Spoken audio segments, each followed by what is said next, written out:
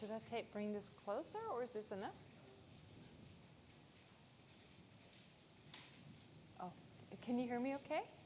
Going in. Someone's talking back. All right, thank you. All right, well, hello everyone. Nice to be here. I've been here before, but it's been many years now. So I just realized everything is so much, well, the trees are so much bigger since I was here last time. Anyway, it's such an honor, of course, in this, well, Institute for Women to be here and to talk about one of the most important subjects, compassion and emptiness. All right, so today I'll say a little bit about what I would like to do, but let's start with a short meditation. We'll keep it short today. Do we have prayers? Yeah, we do have a prayer. I usually just do refuge and bodhicitta, so, but for that, well, even if we don't do it today, oh, everyone else has, oh yeah, almost everyone has. Great. Thank you. How wonderful. I usually like to do only one prayer, but to do a little bit more meditation first. And what I also like to do is to start slowly, right? Not to just throw you into bodhicitta, sort it out, kind of like mind of enlightenment.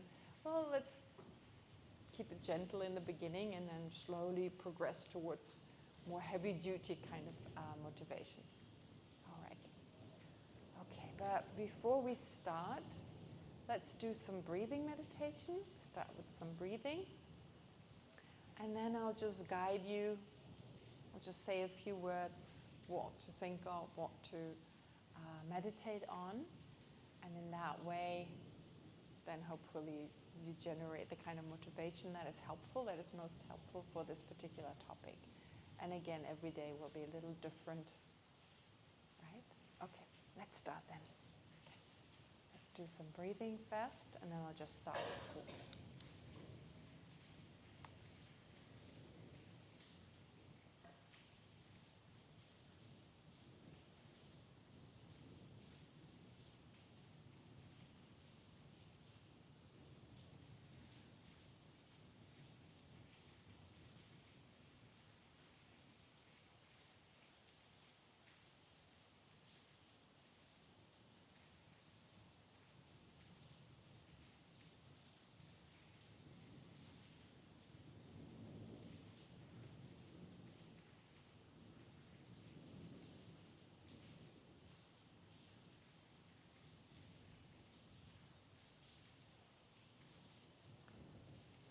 And then as to your motivation,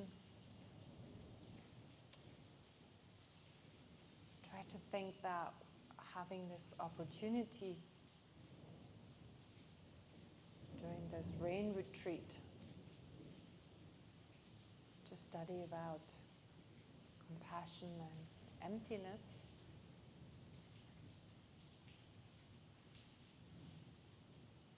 I will not waste the time we have together.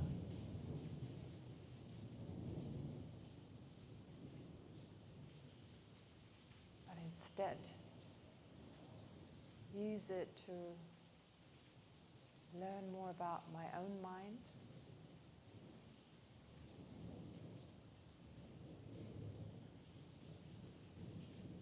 about those of others,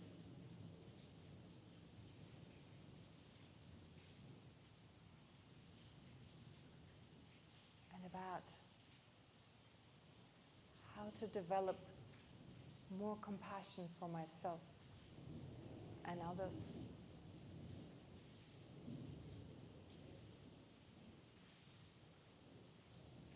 Based on an understanding of reality.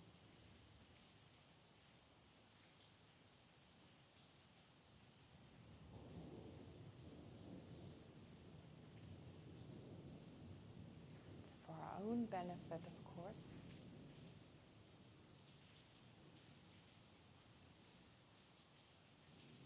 But also for the benefit of other sentient beings.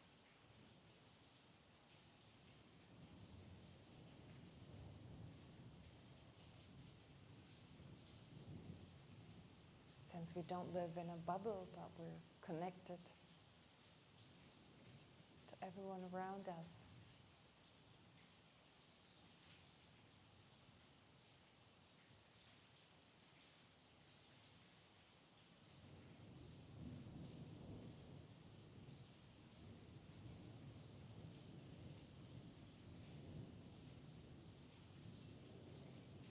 So therefore, may these coming days be for my own benefit, but also for the benefit of all sentient beings.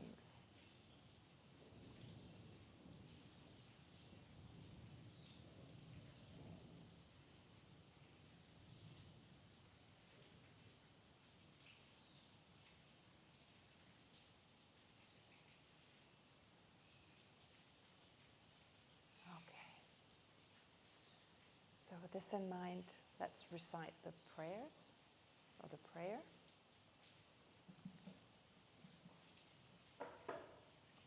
On page 6, I think.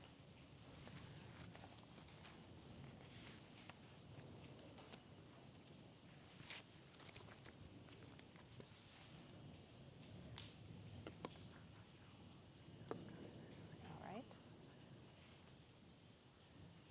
I go for refuge until I'm enlightened in the Buddha, Dharma, and the Supreme Assembly. By the two accumulations created by practicing generosity and the other perfections, may I attain Buddhahood in order to benefit all sentient beings. I go for refuge until I'm enlightened in the Buddha, Dharma, and the Supreme Assembly.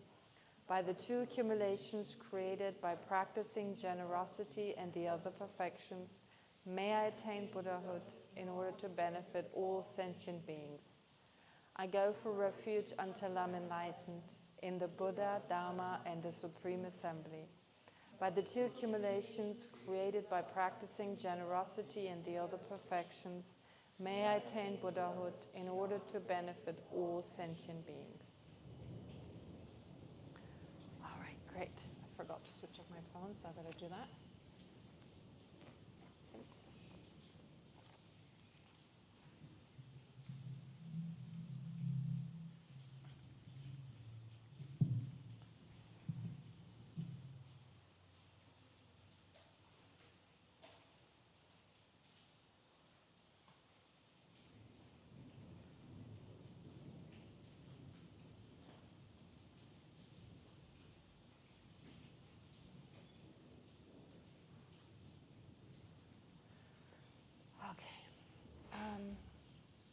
All right, so just to say a little bit about those coming days. Well, there's one thing I always ask before I teach a class. One thing is to be very, very critical, to be very skeptical of whatever you hear. To be very skeptical of whatever you hear. So that means to question whatever I'm going to talk about, anything we're going to discuss. Does that make sense or not? Is that in accordance with what I've learned so far? Is that in accordance with my own experiences? Does that make sense? Very important. So our teachers, they never thought that was disrespectful if we questioned them, right? We were always encouraged to criticize in the sense of saying, well, I don't think that's true, that's right, it doesn't make sense, and so forth. And in that way start a debate. That's why we debate in the first place, to get to know what the Buddha said, get to know it better. There's like a slight, an echo, yeah? I don't know whether I don't mind. I'm just wondering whether you can hear it, yeah. Okay, I'll keep talking. All right, it's a little better now, isn't it? Less echo. Yeah. So, therefore, definitely that attitude is very important. To have this attitude of always questioning, always in the back of your mind, does it make sense or not? Secondly, of course, as you know, this is part of the rain retreat. Usually, thank you. Traditionally, the Buddha started a rain retreat for monks and nuns, but also included lay people. It's not that lay people shouldn't follow the rain retreat. It is in the Vinaya, in the rule the texts with the different rules for the monks and nuns, there it's clearly laid out. But in the text, it also mentions lay people. So the Buddha started this tradition for very practical reasons. I mean, most of the rules the Buddha gave, they're very practical. It just makes sense. It makes things easier, although it may first seem it's more restrictive. But you can see it's not easy to walk in the monsoon. And since monks and nuns were traditionally walking a lot, like they didn't stay in the same place. They wandered all over India, basically, stayed for some time in one place and then moved on. Well, the monsoon wasn't a very pleasant time to do that. Secondly, of course, there's a lot of insects on the ground, so there's more danger that you step onto, I don't know, slugs and other insects. So to avoid that. Also for lay people, it would be more difficult if suddenly monks and nuns arrive and it's the middle of the monsoon and they have to go outside. So basically the Buddha arranged for this time where you have like a rain retreat, 3 months or sometimes 45 days, it just depends. Yan in Tibetan. And it's described as physical and mental seclusion. It's a time of seclusion where you physically stay in just one place, you don't interact as much with others, you don't leave a certain area that's usually fixed. To be able to focus more on the Dharma, and that usually means focus more inside, focus more on your own mind. So the physical seclusion, therefore, is that physical kind of staying in one place and not talking. That's why I chose to make this a silent retreat, to have the opportunity to be fully with your mind, to get to know your own mind. And as you all know, and I already asked you to be skeptical, I asked you to question everything. So in a way, you need to adopt the mind of a scientist, with your own mind being the petri dish. Your own mind becomes your own object of observation. Without judgment, very hard. It's your own mind. If it was your neighbor's mind, okay. Ooh, there's a lot going on, and woo. But if it's your, it's your neighbor's mind, who cares?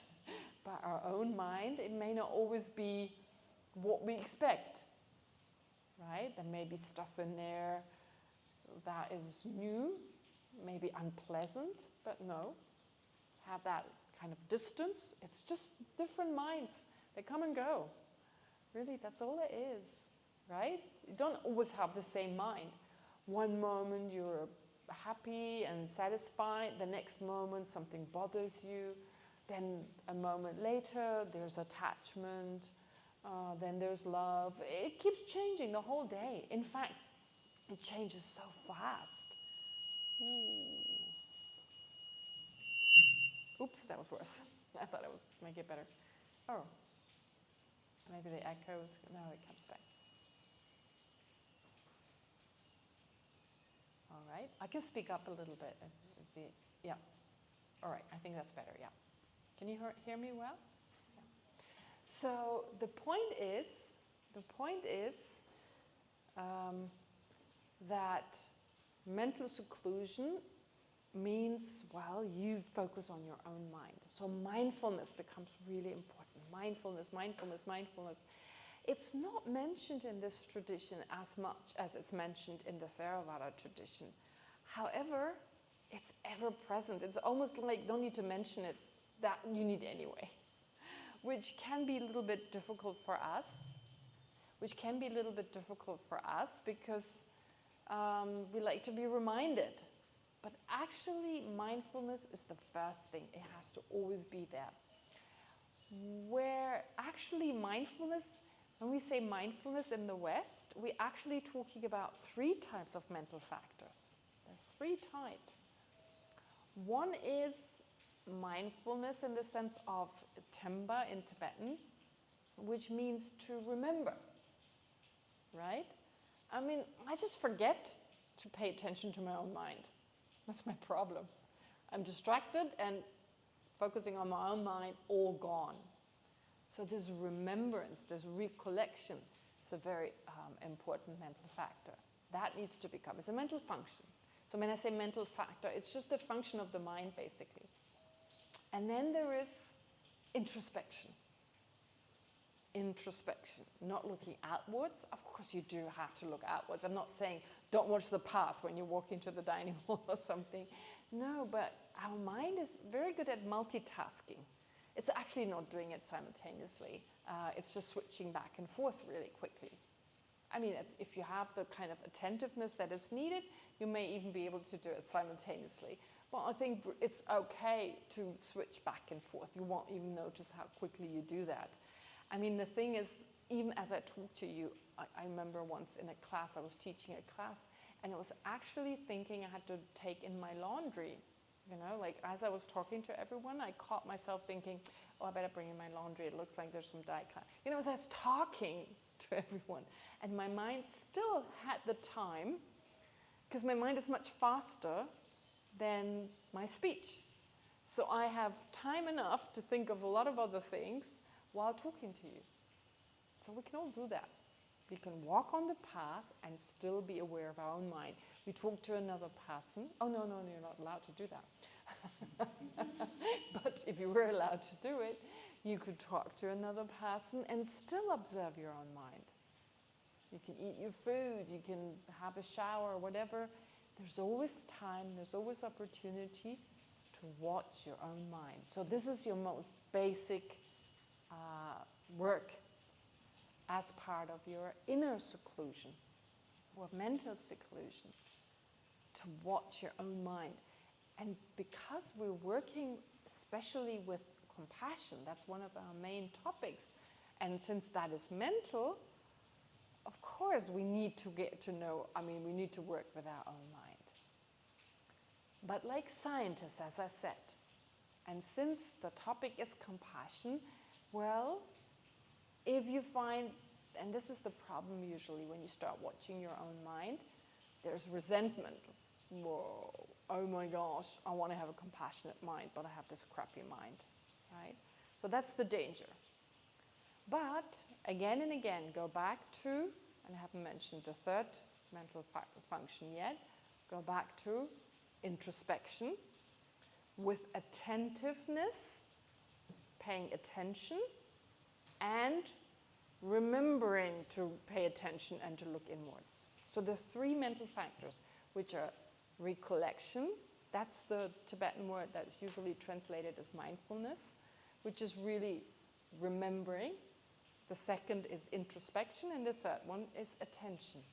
All three mental functions need to be active, and they're usually explained separately. And when we say, therefore, mindfulness, it's like a package of all those three. Remembering, to stay attentive, and what is the object? Your own mind, your own thoughts. So that's the introspection. Introspection, attentiveness, and recollection. Yeah. So every time you're disrupted, you forget to watch your own mind for, I don't know, a few seconds, a few hours, well, it's never too late to take it back and say, oh, what was going on in my mind for the last, I don't know, hours? Sometimes that's difficult, but the good thing is we have memory. So your homework is then to, if you forget to be mindful, to go back and think, oh, well, how did I get from here to there? What was I? And usually we're pretty good at remembering, especially if it's a strong emotion, if it's a really negative emotion. Oh my God, I've been angry about this mosquito for the last 3-4 hours or whatever. Yeah. Okay, so that is therefore the basis for your seclusion. Okay, physical seclusion, that's clear. That's pretty easy actually, because once you're here, you're not going anywhere, you're in silence, so physical seclusion is much easier. Mental seclusion is difficult. That's much harder. But if you can keep this going, these three mental functions, which are basically what we call mindfulness, introspection, attention, and recollection, then I guess you're on the right way towards this, well, first of all, mental seclusion, but also towards getting to know your mind better.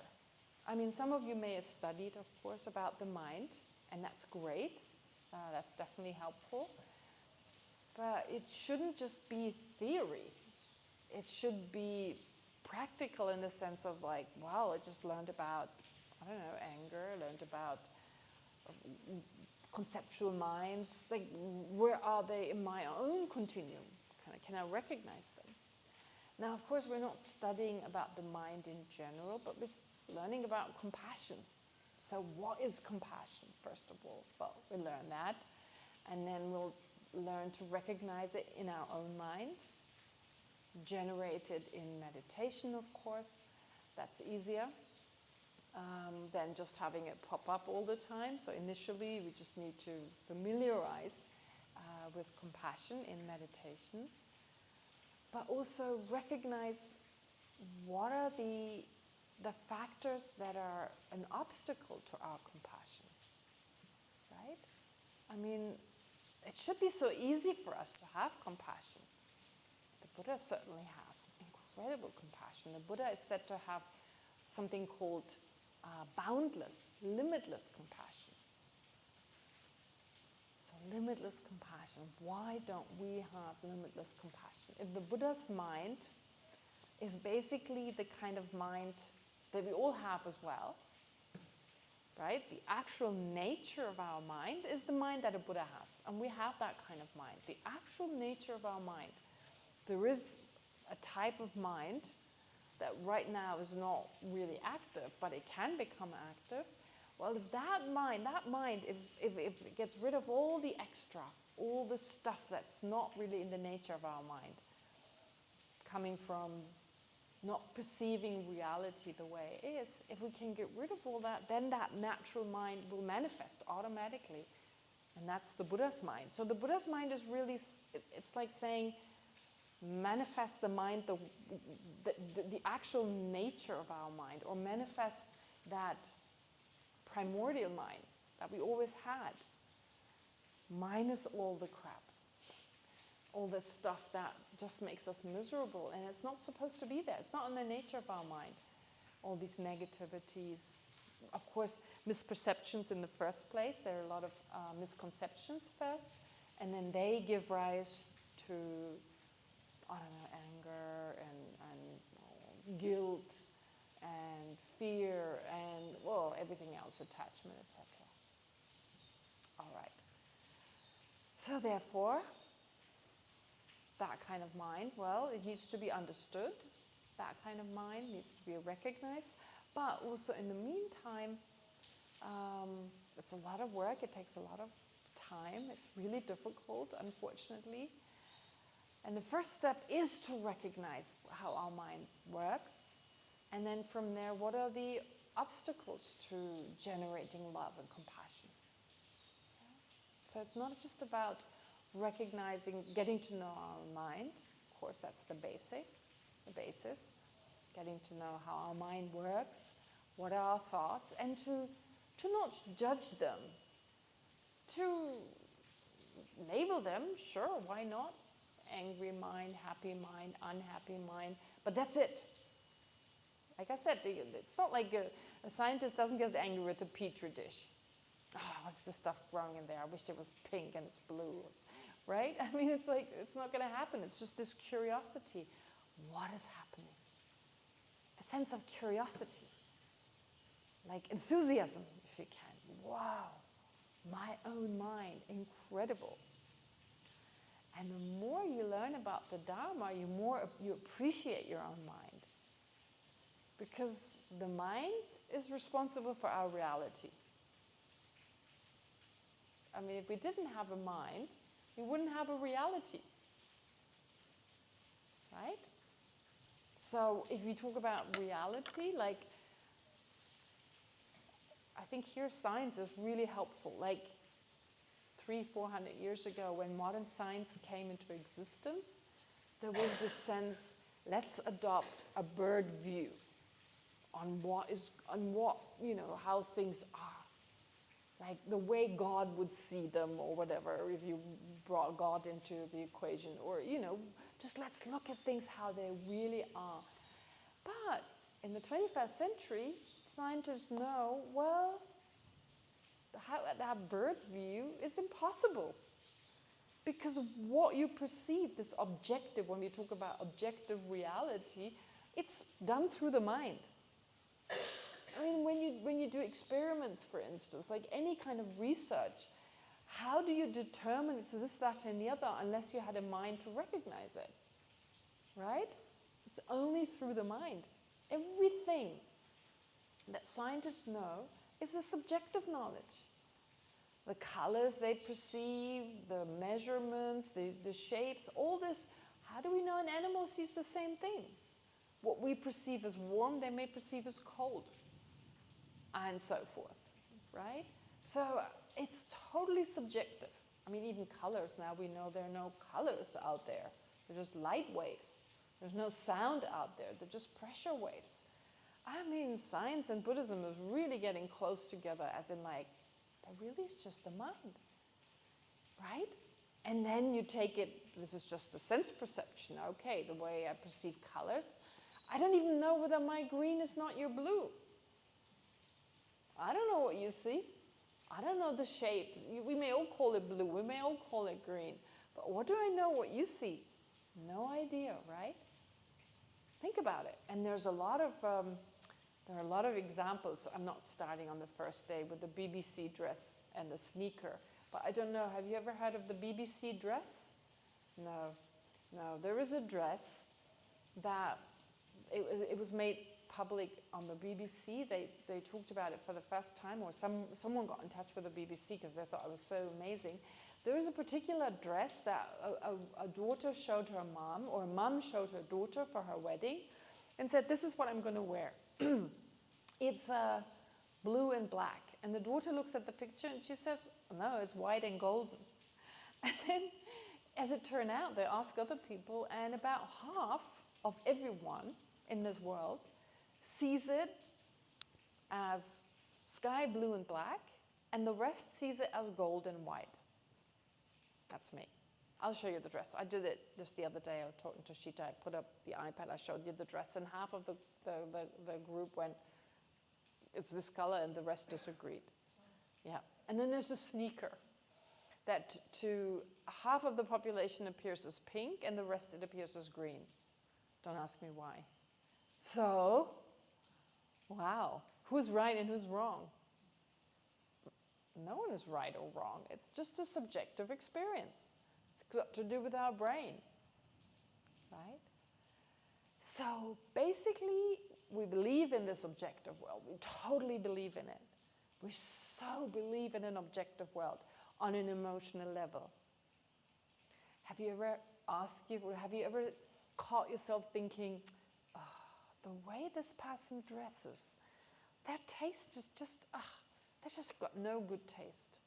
Or the kind of curtains they put up in their houses. Oh, awful. God, they don't know what's pretty, what looks good. Right? We've all had that. And then we say beauty lies in the eye of the beholder. Yeah, right. We're so clever with these little phrases. Beauty lies in the eye of the beholder. Yeah, but still when someone says, oh, that looks nice. Oh, thank you. It's like, why do I thank them? Because they're saying, I have good taste. Because there's an objective beauty out there and I got it right. Right? So we live in a world with so many contradictions because our mind suggests to us a reality that's just not there. So to go back to things don't exist objectively, it's all subjective. It's all subjective. Again, I don't know the colors you perceive. Even though we all call it blue, it doesn't mean we see the same thing. We get so caught up in language. Oh, it must be something objective because we all call it blue. Or an hour. I know exactly how long an hour is, right? I know how long an hour is. It's 60 minutes. And, and each minute is made up but how do we perceive an hour? Very different. What for one person seems to be an eternity, for another person it seems to be not longer than a second. So yeah, there's even a way to measure it, and still we perceive it differently. And even right now, as you're sitting here, you're seeing something I have never seen in my entire life. My face. I have never seen my own face. I've seen a representation of my face, a mirror image or a photograph, but that's not my own face. My nose is long enough so I can see the tip, but that's it. I've never seen my own face. But guess what? I see something you've never seen. So it's pretty fair. You've never seen your own face, right? So you're all seeing something that I don't see, but I see something you don't see, but you have never seen. And the same goes for my own face, right? And just based on or dependent on where you sit right now, you have actually a very unique view of my face. So even though you all see my face, but from different perspectives. Yeah? So you can't be sitting in the same place. You can't occupy the same space, which is why where your eyes are right now, no one else's eyes are, and that is a unique perspective. So where's there an objective reality? Well, your reality is no one else's reality. And what are your thoughts right now? Right? Totally different from each other. Maybe some similarities, but if you were to write down every thought now for the next, and I hope they're not that many, but for the next hour, like ask you, just write it down, like transcribe your thoughts. If you could do that, if at some point, some AI that is implanted in your brain can actually write down your thoughts, they'd be totally different from each other. Totally different, right? So, sense perception, totally different. Different body, different perspective where you sit. I mean, even smells. It smells different there than over here, right? Here or there. Depending on your muscles, your bones and everything, just sitting on the cushion, it feels different, right? You have different bacteria in your mouth, so different taste in your mouth. Unless you're eating right now. But again, some love the taste of spinach and the next person hates it. So it's not the same. So that's sense perception, all individually different. And then there's mental. Different backgrounds, different upbringing, right? Different parents. So of course our thoughts are different. How could they be the same? And then different experiences the moment you leave this room anyway. I mean, I'm pretty sure you don't sleep in the same bed. So, different experiences in different places and therefore totally unique. Totally unique. Your own personal perception. So, what is reality then? The sum of everyone's reality. That's it. There is no objective reality, or is there? Right? Okay, so having said this, when it comes to our own mind, as I said, why do we judge our own mind? No, our mind is responsible for our reality. It's what entertains us, is what gives us access to everything. If we didn't have a mind, we couldn't have gotten an education. There are no stones with a PhD. I mean, don't even need to say that. I mean, you have to have a mind to be able to get an education. You have to have a mind to be able to thrive. And so everything we are is because we have this precious mind. So precious. So precious. Of course, it may make us feel miserable at times, but it may also make us feel really good at other times. Yeah, we couldn't feel good if we didn't have a mind. And there's so much potential. So much potential we haven't even started to tap into. I mean, happiness, the greatest happiness we have no taste of so far comes from this mind, not from the outside. We think it comes from the outside. We constantly run after stuff outside. No. It comes from the inside. And we haven't even tasted 1% of what's possible, right? But that seems like, well, what is she talking about? I mean, yeah, maybe that would be nice. But the point is, like, why did I start talking about this incredible mind we have? Because I'm making you watch your own mind and not feel depressed. Right?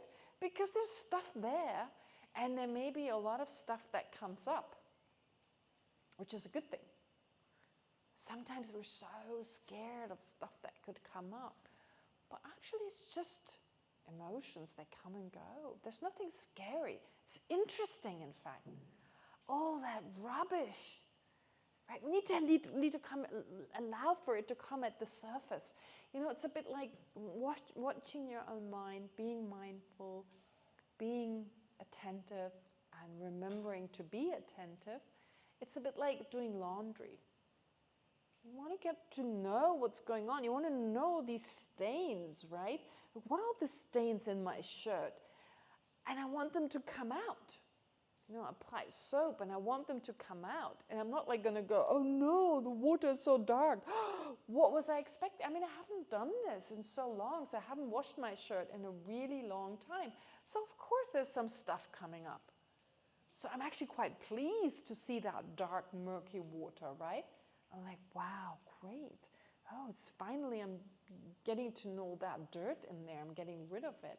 So to watch our own mind should be like that, to rejoice in all the mess.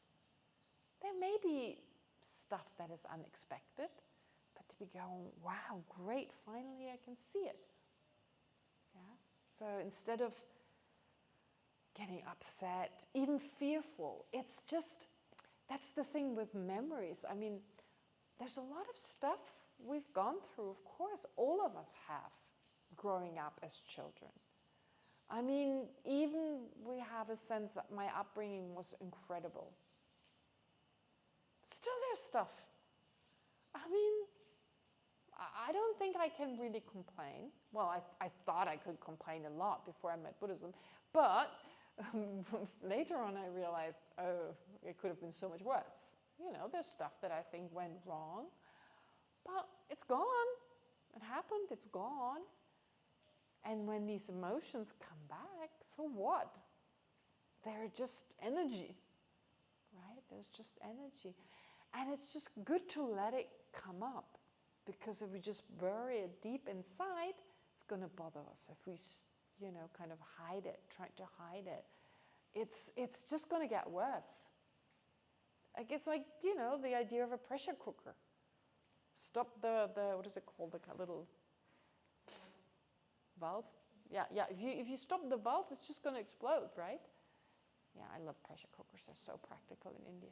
We don't use them enough in the West. But anyway, so our mind becomes like a pressure cooker if we suppress anything. So this is something you may notice as part of your job for those next 10 days.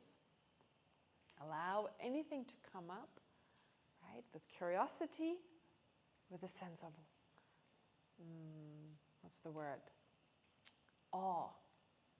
Wow, the stuff that's in there, incredible.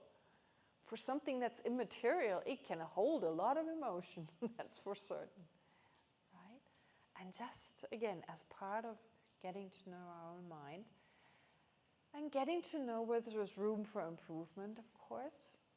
Getting to know what bothers us. Because the stuff that usually makes us angry about ourselves are usually the negative thoughts. But it's actually good news that we become aware of them, because they are a real troublemaker. It's not about not being a good person or not being, I mean, in the end, there's only one good person, and that's an enlightened being, right? I mean, everyone else, we all have faults, we all have limitations. So if you want to call someone who has limitations a bad person, well, go ahead. But then at the same time, you're also a good person because you also have a lot of good qualities. So which term you're going to use? Good person, bad person? I think good person is a better word because the nature of our mind is very good. And it's only the temporary states that can be pretty crappy. So therefore, to call someone, I hate that word, an evil person. That is it's a word that I really don't like. Because it makes it seem this other person has only bad qualities, which is impossible. Even serial killers. Yeah, even serial killers. I mean, they can be as mean as it gets, but they have good qualities. Everyone does. And at the very least, they have this pure mind, which is the nature, the actual nature of the mind, which doesn't differ from the mind of a Buddha. So I would say there are temporarily people who have evil tendencies, surely, right? Evil states of mind that can make them do terrible things. But guess what? They harm themselves more than they harm others. It doesn't seem that way. I mean, there's this saying, they say it, the Buddha said it, but the Buddha didn't say it that way. I don't think he did. But it's a beautiful saying. The Buddha said something similar. For instance, when we get angry. Anger is a state of mind. How does it go? Oh, when we get angry, it's like eating poison and expecting the other person to die. That's how the saying goes. The Buddha said something different. It's like holding a burning piece of ember in order to throw at the other person. But you're holding it as you get angry, so you're burning yourself. And you won't even be able to throw it effectively because the anger is just disturbing your mind so greatly. Therefore, all negative states of mind, they're really harming us a lot more than they harm anyone else. It's just a fact. I mean, even a serial killer, how much can you harm someone? I mean, from the point of view of past and future lives, yes, you can kill them, which is terrible. And it's terrible also for their family and everyone. But we don't live forever. And when that life is over, they move on. Whatever created the karma is gone and over. But we're going to experience the result of that for a really long time. Like a really, really long time.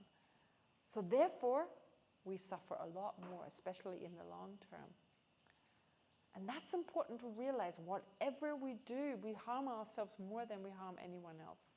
Even if we act out of our anger, etc. Of course we harm others, and it's terrible what we do. But we harm ourselves more. The good news is, if we generate love and compassion, we benefit ourselves so much more than others. We can never benefit as much. We can never benefit others as much as we benefit ourselves. So this is what His Holiness the Dalai Lama calls being wisely selfish. I mean, actually right now we're all selfish. We are, let's face it. There are different degrees. Which is why sometimes we would call one person, point out one person, usually not ourselves, saying, oh, this person is really selfish. But in the end, we're all selfish. Well, not equally in the terms of the strength. Some are more selfish than others. And it depends on the time as well. It depends on how we feel, our mood, etc. How good we are at hiding it. But in comparison to a Buddha, we're all selfish. We're super selfish. But, well, at this point right now, we can't wish it away, and it won't go away. You can try to meditate on bodhicitta right now. Well, you'll have bodhicitta maybe for a few seconds, if at all. And then the old habits come back. Let's face it, let's be realistic. I don't want to be pessimistic. I want to be realistic. We're up against something very, very powerful. And we'll talk more about this particular mind. That mind is called self-centeredness. We've had it since beginning this time. We're really good at it. We're really good having this mind. I mean, you can't blame anyone, any of us, because there's a basic misperception. And if you have that basic misperception of reality, you will have 100% a self-centered mind. There's no other way around it. So unless you get rid of that misconception, you can't get rid of self-centeredness. No way. So let's accept it for now. It's okay. I have a self-centered mind. Don't underestimate it. Don't underestimate it. Don't wish it away. Don't suppress it. It comes back stronger. That's why, especially in the beginning, when you start learning about the Dharma, outside people may look at some Dharma people and say, well, they're really selfish. I think it's just that rubber band effect. You know, when you stretch a rubber band really strong in one direction, it goes very strongly in the other direction. I think in the beginning of learning the Dharma and practicing it, that's what happens to us. We try to suppress the self-centered mind. Big problem. Work with it. Work with it. Don't hate it. Because if we start hating our own mind, we can't generate compassion. Right? We're talking about compassion. Where does compassion start? It starts with our own self. Everything we do has to start with our own self. Everything has to start with our own self. Compassion, start with yourself. Emptiness, start with yourself. Generosity, start with yourself. Patience, start with yourself. You can't be patient with others if you're not patient for yourself. Right? We're with ourselves all the time. We interact with ourselves more than we interact with others.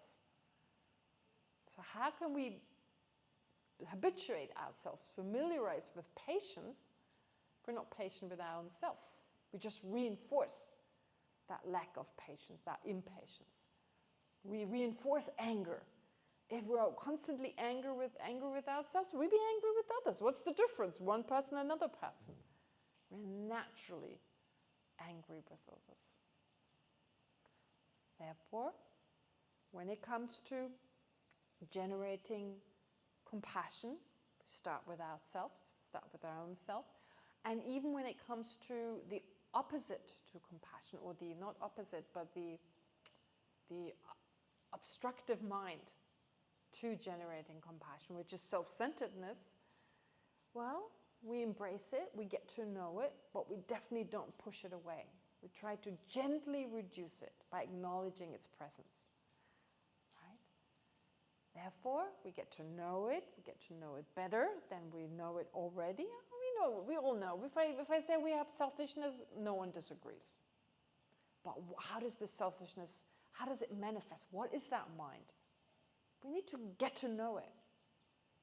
And then work with it. You want to be happy? Work on self-centeredness. It's as simple as that, right? To be wisely selfish. Generating compassion and love, etc., especially in the beginning of our practice, is being wisely selfish. What we do is we actually, by overcoming or reducing, let's not use the word overcome at this point, but reducing some of the negative qualities or negative minds that we're just used to.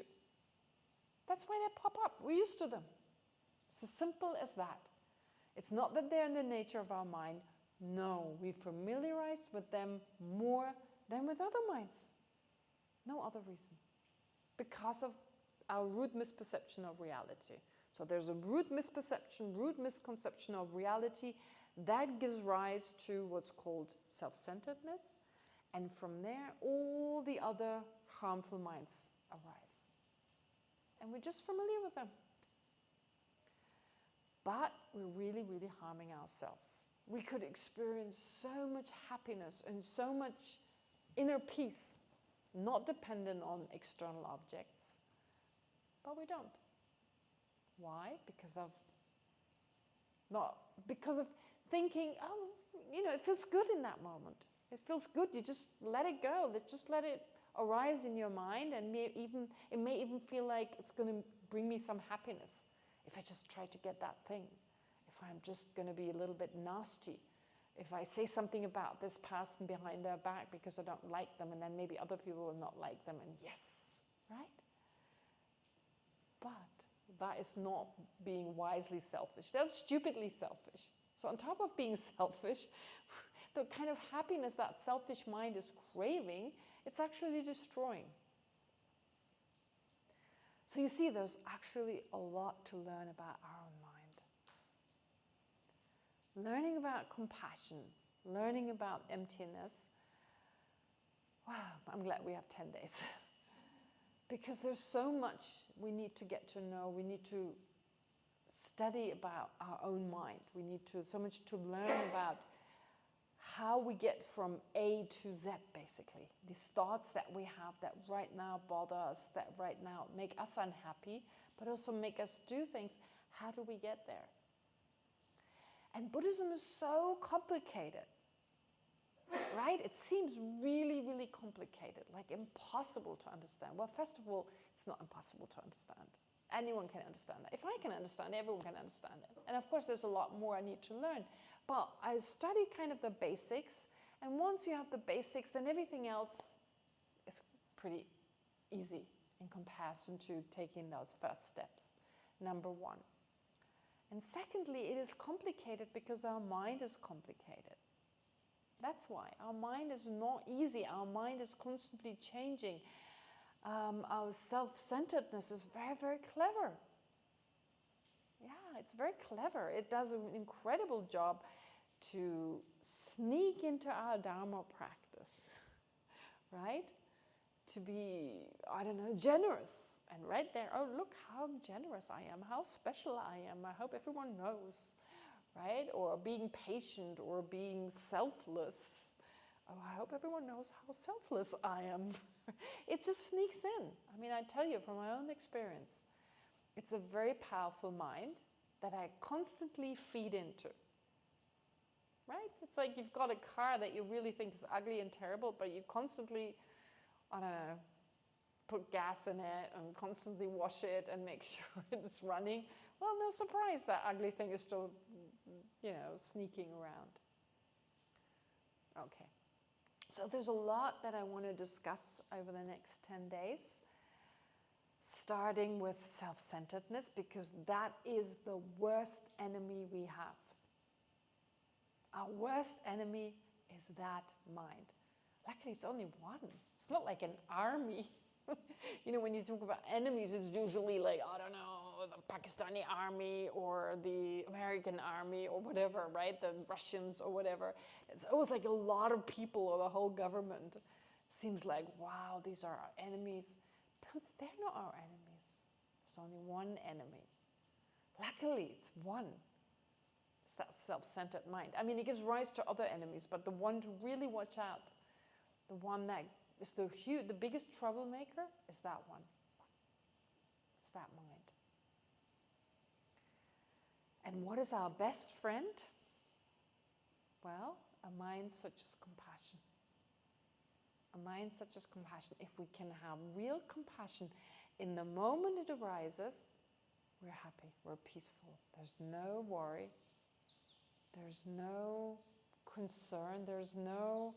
It's just, for the first time, if it's the real deal, and we talk about the different levels of compassion, because no surprise, there's so many different types. There's the baby type, a little bit more advanced, more, many, many different levels. And we have the baby type, we all have.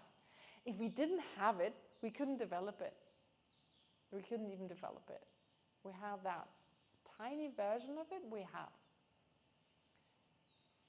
So there are these different levels of compassion that we need to learn about. But once we're able to generate, maybe just for a split second, this bigger level of compassion focused on all sentient beings, then we stop worrying about this I. Whoa, what a break. That's true vacation. Not worrying about I, me, and mine. Because, well, the self-centered mind for that moment is at rest. That's the problem, that self-centered mind that is not at rest. So how do we, I thought I switched now. How does that self-centered mind, like, oh no, sorry, how do we deal with this? So how do we do this? Like for these 10 days, am I just going to talk the whole time? And you go, yeah, but then 5 minutes later it's all forgotten. Or, you know, it didn't go deeper. No, that's not going to work. I don't even have material for you to read. So I'm just going to bombard you with that. Unfortunately, I didn't have the time to do it. But anyway, where do I go? That would be like a lot of material to write. So I believe what we're talking about, it's a lot, but it's not too difficult to remember if we do meditation in between. So that's what I want to do. To speak for some time, go through some of these ideas, as I just did, and then we have time to meditate. We have time to meditate on that. So right now I'm just giving you an overview of what to expect, but that's already a lot. We'll start with the meditation tomorrow. And then it gives us the chance to internalize what we've just heard. And trust me, it's so different to just listening to someone and being distracted through your sense of awarenesses, like looking at me. Just looking at me, it's going to be distracting. Meditation is so much more powerful in that, well, you're basically not shutting down your sense consciousnesses. You can't do that, especially in the beginning. But they don't take in as much as they usually do, especially the eye consciousness, since you're supposed to look in front of you or even close your eyes. But there's something about the kind of meditations we're going to do. We'll do a little bit of breathing meditation, which of course is stabilizing meditation as it's called, but we'll also do a lot of what's called analytical meditation. I think there is a bit of a misunderstanding when it comes to analytical meditations, actually, and I want to say a little bit about these. What time is it? Pardon? 7:30? 7:30 already? I talked for an hour? Yeah, girl. That hour seemed a lot longer to you guys, I'm pretty sure. All right, so the thing is about analytical meditation. What do you think it means? What means what comes to mind? Analytical meditation. What does it mean? Analyzing? Yep. Okay. Then what else? Analyzing? Okay, analyzing. Yep. Very literal and analytical analyzing. Analytic, yeah. Yeah, very literal from my side, I'm saying. Yeah, so ideally, from your side, we'll have some guided meditations, but I'll just say something and then it's up to you what you're going to do with it. And of course, your analysis will be individually very different, obviously, because you have had different experiences, you have different understanding, you just have a different mind that works differently. Is that it? I can put thoughts which is particular to that topic. A particular topic? Yes. You're not going to choose your own topic. Yes, it has to be a particular topic. In fact, because it's a guided meditation, it's going to be about something. Very true. Anything more? So you analyze something, your mind is active, it's analyzing something based on your own experiences, your own logic, your own understanding. Secondly, it's a particular topic. Anything more? Is that it? You generate your own insight. Yes, so you try to develop your own insight, you try to be focused, of course, right? Don't analyze your breakfast. Okay, meditating on compassion, I'm guiding you through it. So what was it we had for breakfast? No, it's a specific, so try to be very focused. Yes, that's true. What else? The most important part, none of you has mentioned yet. Pardon? Mindfulness. Yeah, mindfulness you need, of course. Mindfulness, introspection, attention, you need all those, but that's not the most important part. The most important part of analytical meditation, what could that be? Is there anyone who has never done analytical meditation? You've all done analytical meditation, right? Okay. Non-judgmental? Pardon? Non-judgmental, like you allow, like you see Yeah, being non-judgmental, yeah, absolutely. True. Yeah, well, that is true. Pardon? Compassion, well, it depends on what meditation you're doing. If it's a meditation on compassion, okay, but... Manifest those ideas into your day-to-day life. Pardon? Manifest those insights into your day-to-day life. All right, so we're moving in that direction to have a kind of analytical meditation that is such that you bring your insights into your daily life. But how? How? What do we need to do in our analytical meditation? So you've all talked about the first part of an analytical meditation. You've also talked about the result of that analytical meditation. But the last bit of the analytical meditation, the most important part, you haven't recognized yet. You haven't come to. Pardon? Come to a conclusion after your analysis. Conclusion, okay, but a little bit more. What does that conclusion mean? What is that conclusion? How does it manifest? Like a resolve that yes, I will. A resolve? Okay, let me check. Let me see how I can maybe get you in a different way to it.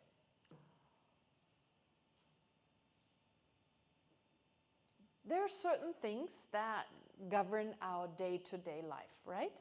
There's certain states of mind that govern all our actions. Okay.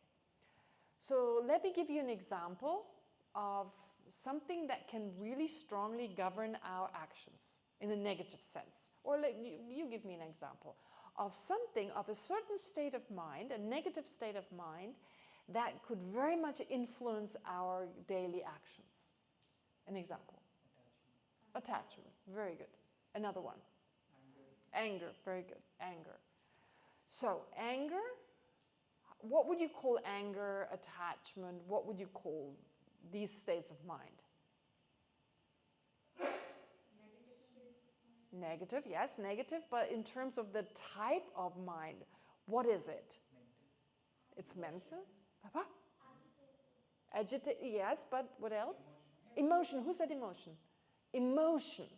Okay, it's an emotion. All right. So here you have an emotion that governs your action.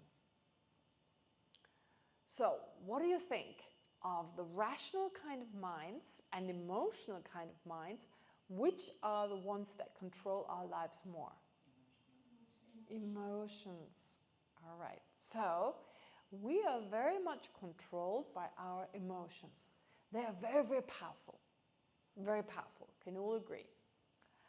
But do these emotions arise just on themselves, or are they preceded by something? Let's give me an example. I'll give you an example. For instance, you've been really doing a lot for me. Let's say you've been really helping me. I'm desperate for many years now, and you've been helping me financially, emotionally, and what have you. And one day, I insult you. Do you get angry right away? Do you get angry right away? As in, like, I say something that would really hurt you. Is there anger right away? Or is there some time in between? There's some time in between. What happens in that time in between? What happens in your mind? Pardon? Did you say that to me? Oh, how could you say that to me? So you start analyzing, right? Analysis. What did they just say? I was, whatever, selfish. If you've been selflessly helping me, I call you selfish. Why did I say that to me? What did I do? I've helped them for such a long time. I've not just today, but yesterday and the last few years, and how much money did they give them? So we analyze. And what does that lead to? That rational kind of analysis? It leads to an emotion. Analysis gives rise to emotion. Emotion gives rise to action. So this is pretty much how our mind works. In fact, we just did a meditation on anger. We analyzed, came to the conclusion it's totally inappropriate, they're so ungrateful, and we get angry, right? And that anger then makes us say things, do things, and so forth. Of course, that's not like that all day long. This is just one tiny example. And then we're attached. Attachment is a lot more present. Our whole life is ruled by attachment. This is good for me. This can help me. Da, da, da, da. We become attached. First, we rationalize. Oh, this iPhone, this computer, this would be good. I could do this work and that work really efficiently. I would save so much time, and I would do my job really good, and then I could get more money, and right? And that leads to, oh, I want this object. It's mine. Don't touch it. It could break. Versus like, I want it. So there's always some kind of analysis preceding that.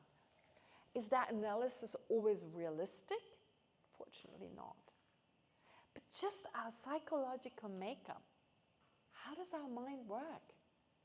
It is controlled by emotions.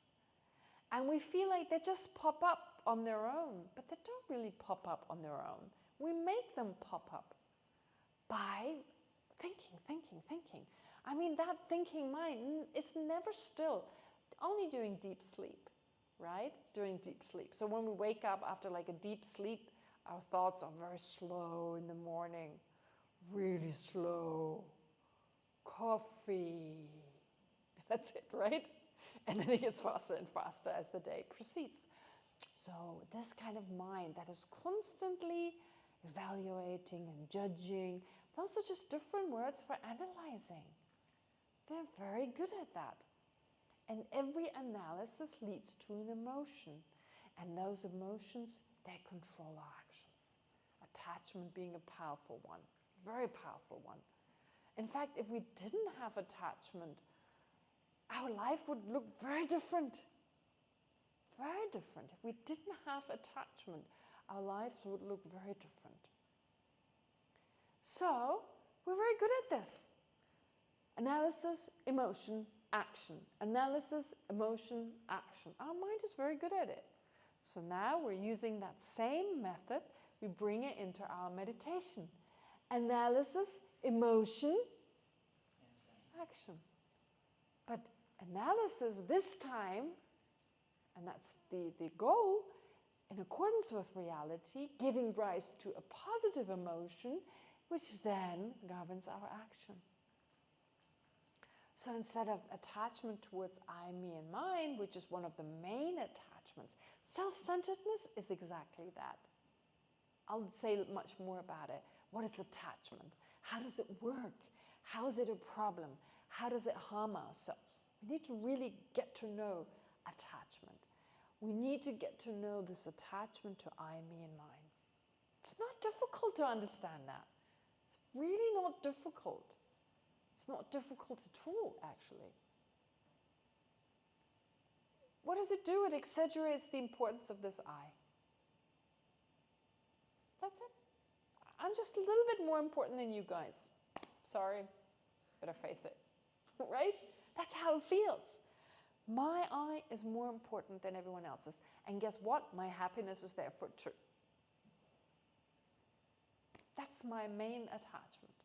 And from there, all the other different attachments arise. Why? Because I believe there to be an I that doesn't exist. There is an I that exists, but that's not the focus of my self-centeredness. I'm exaggerating the I. I'm exaggerating what's actually there. I make up this, it's like a projection of the mind. And the moment I solidify this I, that if I were to just look for it hard enough, in fact, I left Germany to find myself. I set off to, explore Asia, the world, Asia, to find myself, only to get, meet Buddhism and then to find out there's nothing to be found. But yeah, anyway, I traveled quite a long way to get there, to find out, at least to hear about it, let's put it that way, not to really understand it. But the point is, there is a sense of a self that does not accord with reality. We make up a self. And we need to deal with that because, well, compassion doesn't make sense. why we should be compassionate doesn't make sense. And we cannot generate compassion unless we understand that, because as long as we don't understand that, as long as we don't have a sense of that, self-centeredness makes perfect sense. But right now, our whole life revolves around a kind of mind, the object of which doesn't even exist. Isn't that funny? Our self-centeredness is the engine of our life. It keeps us going. Our life, the way it is right now, is driven by our self-centeredness, attachment to I and my happiness. But the I that this mind perceives doesn't exist. Wow. And the reason we can never really be happy and satisfied, we can never have a sense of total peace. If there is that total peace, it doesn't last long. I mean, it's not even total peace. It's like, well, we don't know anything better, so that's the greatest it could get. The reason we can't, because we're always worried about the I. Sooner or later, we're worried about the I. Sooner or later, that mind becomes active. We cannot be peaceful. And that's why the Buddha said, our experiences are in the nature of suffering. Our experiences are in the nature of suffering. Because if we didn't have that mind, we'd be so peaceful and happy right now, whether it rains or not, whether we have ground stones for breakfast or we have oats, it doesn't matter. The external doesn't matter at all. So when the Buddha said everything is in the nature of suffering, he's basically saying your experiences, our experiences, they're not happiness. From the point of view of a Buddha or a liberated being, they don't want to experience what we experience. Even our greatest happiness, from their point of view, is terrible. Because there's still the sense of I. There's still the sense of having to worry, having to defend and gratify the I, right? Because we don't just worry about the I, we worry about our reputation. We worry about our success. We worry about our future. We worry about our financial situation. We worry about losing. We worry about... So all these things we attach to the I mean, the I doesn't exist the way that we perceive it. So none of these success, praise, reputation, right? None of those really exist, but we believe in them. And we're always worried about not achieving them. So that's why the Buddha feels incredible compassion, that we're running after something that doesn't exist, and then worry about, like, think of something that's totally non-existent. A flying cow. A flying cow. And then worry about its reputation, about its financial status, about its marital status, worrying about its outer appearance, worrying about its size, worrying about its shape, worrying about its friends, It's ludicrous. So we're so busy. We're so busy. We have no space in our mind because we're worrying about an I. And please, don't forget, the I of course exists. Of course the I exists, but not the way we perceive it. We add something, we add some characteristics to the I that it doesn't have. Of course there's an I exist and you exist. But the way I perceive of myself, I'm exaggerating what's really there. And the moment I exaggerate its importance. I exaggerate its happiness. I exaggerate its success. We talk about the 8 worldly dharmas. I think the 10 worldly dharmas. I think the 10. I want to add success. Because we have this crazy idea now, being successful, right? Especially in the West, being a successful person.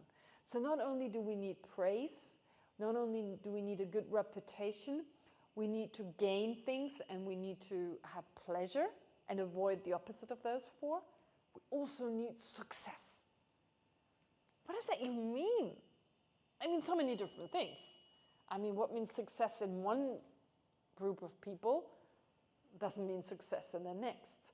So it's not even that there is some real success. It's just totally in the mind. And then what is it? Like, we say this person is successful. Oh, you're so successful. And I don't even know what they mean. I kind of have a sense, maybe not, I'm not sure, but I'm just so touched now because now I want people to see me as successful.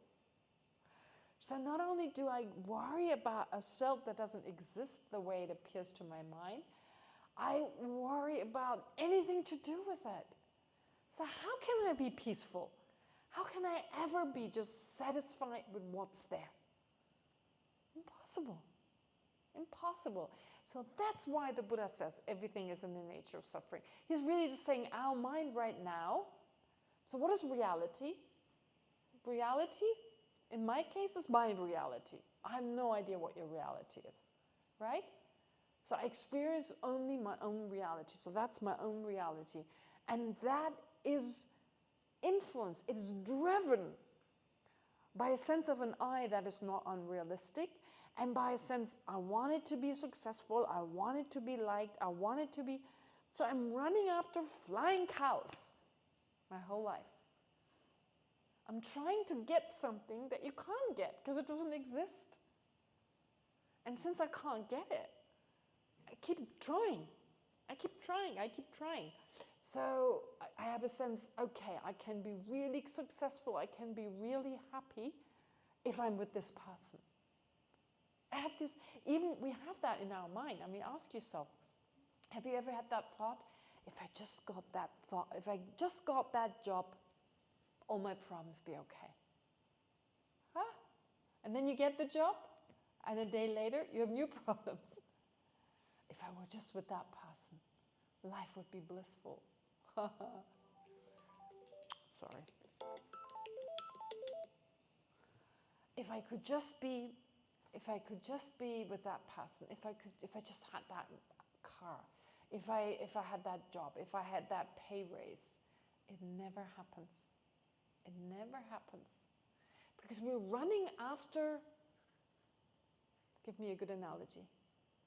Flying cows is not a good analogy. We're running after something totally unrealistic, right? So that's what the Buddha means. It's not like everything is terrible out there. This table is in the nature of suffering. No, what it means is the table that I interact, the table that I perceive, it cannot give me any happiness, even if it's the most expensive and beautiful, because my mind is not ready to be happy. It's driven by something that's totally unrealistic, so I cannot experience happiness. Right? And what I call happiness right now is just the worst state. It's an experience that is worse than this.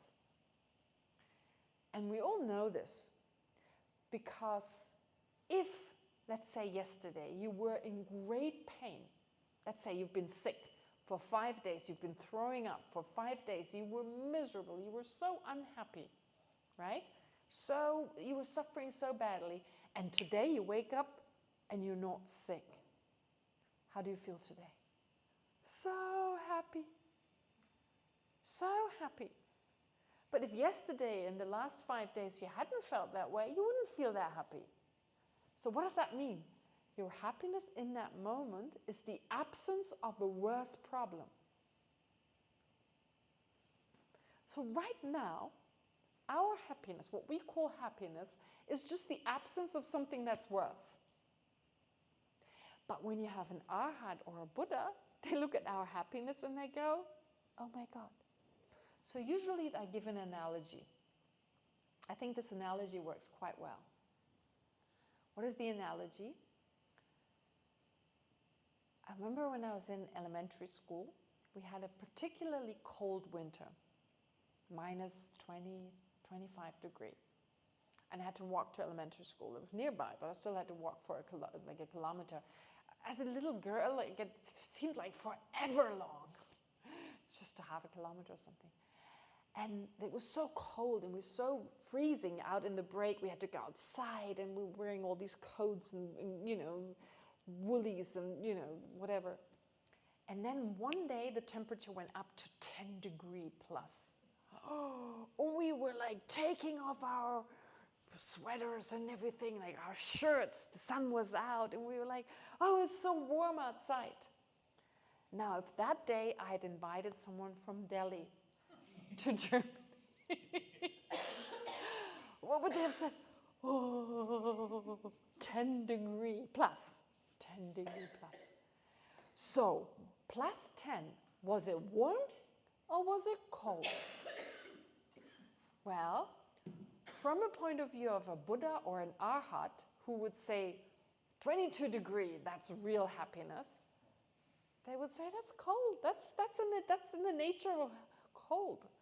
But for us in Germany, so let's say, you know, all Indians from Delhi, they're all Buddhas and Bodhisattvas, all Arhats, and, you know, so they get the right. So, no, I'm just saying, like, the analogy is such that what is actual healthy temperature would be, let's say, well, I don't know, is it 22 degree? Maybe in India a little warmer, right? 25, let's agree on 25. So 25 is comfortable. But if you had just experienced a lot worse, like minus 35, you probably think 0 is great. Yeah? So this is what we are like right now. Our experience of happiness, like an Arhat, looks at it like 25 degree, that's the real happiness. But we have no clue what that feels like. But because we experience so much worse, when that problem is gone, we feel happy. We feel happy. But the thing is, if that state were real happiness, right, then whatever triggered that happiness, then it should last at least. So for instance, let's say you were really, sorry, I thought I switched it off. I thought, let's say you were really sick for a few days, right? And we're so happy today, but does that happiness last? We are healthy, we are well for the next 3, 4, 10 days, but it wears off. It becomes just normal, ordinary, and we're bored by it. Or in the case of like when we eat something, well, first of all, they're really hungry. We were so hungry. So the first bite that we eat is so blissful, right? Does it last? Well, actually, if it really was in the nature of that food to bring bliss, the more we ate, the stronger the bliss should become. But it's the opposite is the case.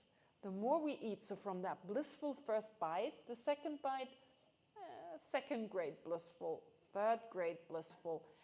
And the problem is that sooner or later, if we continue with the same object, that bliss turns into suffering. It always does. So, not only is our perception of bliss in that moment 10 degree, 0 if you want, in comparison to what a Buddha or a Bodhisattva or an Arhat can experience. Not only that, on top of that, everything we do, or our entire life, we can never sit still. Because if we sit still, suffering arises. If we don't change the situation, we'll get a real problem. Right? If we were just to sit, like if you just stay in bed all day long, what's going to happen?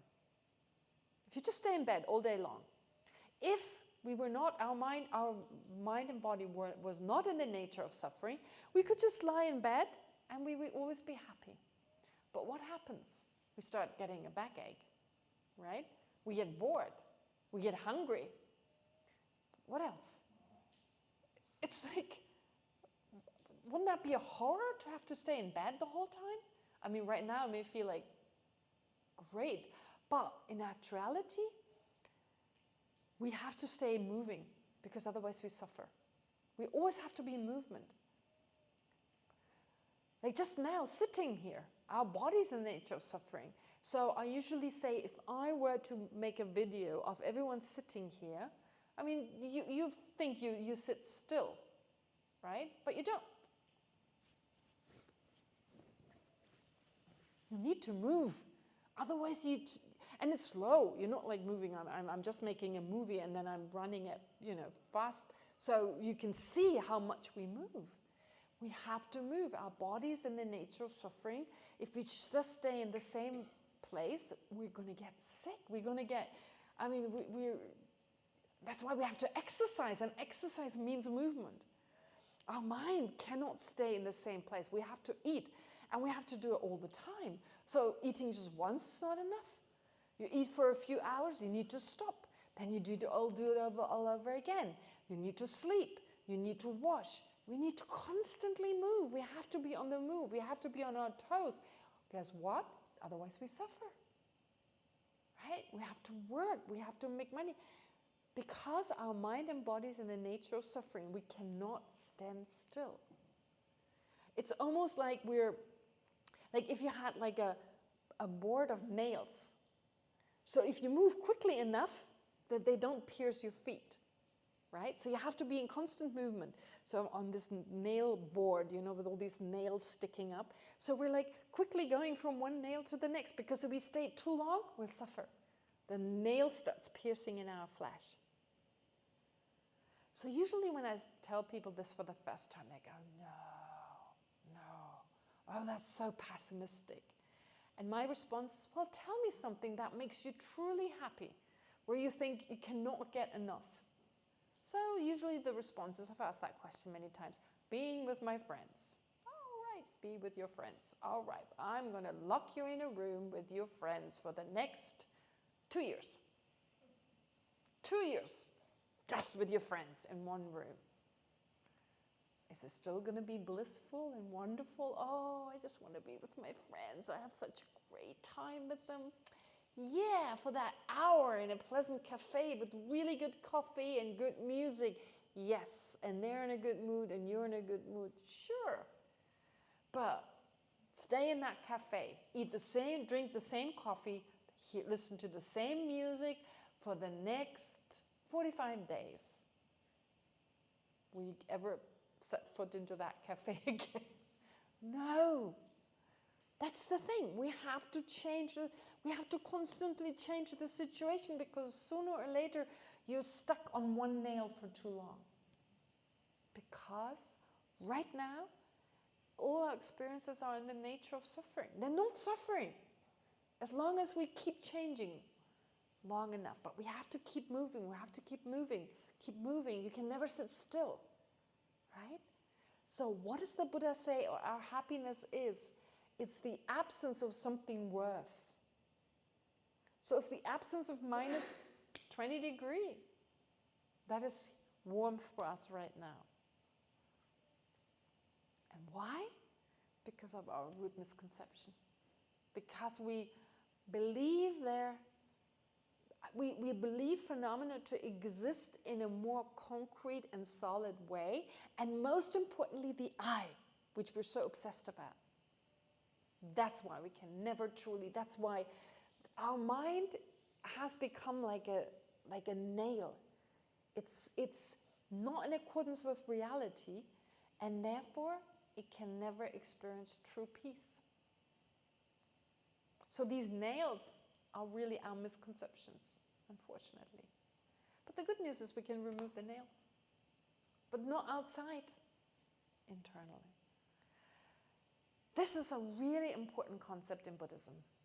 So saying everything is in the nature of suffering, it sounds so pessimistic.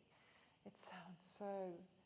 No, but it's not. It's just saying we're creating a situation right now that is such that we have to be constantly on the move.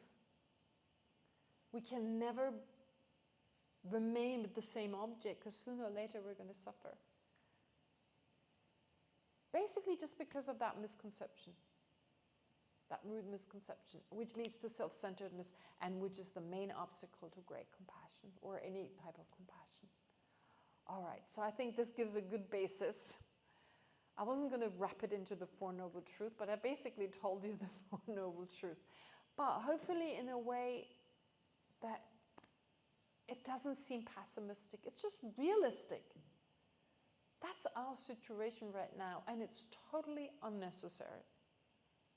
It's totally unnecessary. I mean, we could find that peace and that lasting happiness whether we have a good job or not, whether we have good food or not, whether we look good or not, we're successful or not. It really doesn't matter. It's not dependent on any of those. So this we really need to discuss in a lot of detail. This is very, very important. Once we recognize that, we're not slaves to some of these minds that we have, and that so many people are slaves of, wasting away their lives, running after something that is impossible. Yeah. Anyway, what time is it now? 8. Oh, great. That's a good time to stop. All right. So think about what we discussed today. We only started, but hopefully that gives you some basis. Not to frustrate you. This is not about frustrating you. It's about recognizing how things really are. But thinking about that, more important, I think, is for now, when you go back to your room, as you do what you do in the evening before going to bed and then falling asleep, etc., keep those 3, mindfulness or recollection, introspection, and attentiveness going. Get to know your own mind with the mind of a scientist, with the curiosity of a scientist. But maybe also keep in mind, especially what we talked about tonight. Are these experiences true happiness? Is this true satisfaction, true happiness? If I were to experience this for the next 48 hours, would I feel the same way I feel right now? Yeah. All right. Okay. So, lastly, Dedication on yeah. page 31. Page 30? 31. 31. Oh, yes. And I guess we officially start the silence now. Yeah, we'll start the silence now. That's a good idea. All right, so let's do the dedication. To take a moment as before.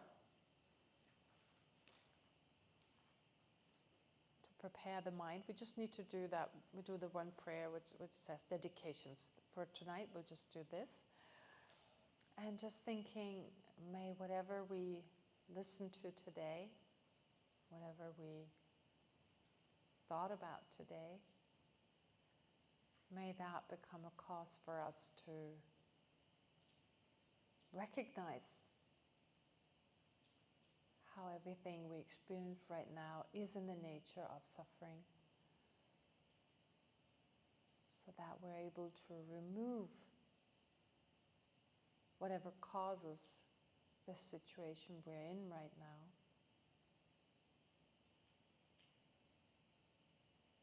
And once we've removed it for ourselves, may we be able to also help others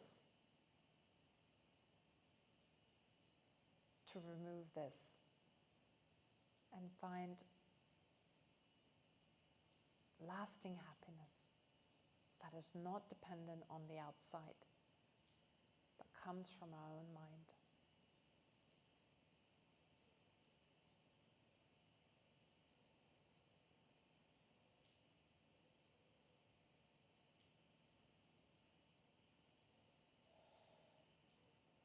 So with this in mind, let's recite the prayer. May the precious bodhicitta arise, if not yet born. When generated, may it never diminish, but increase more and more. That's an unusual version of this prayer. Okay, never mind, very good. Okay, lovely. So I'll see you again tomorrow morning. 8:30. 8:30, yes.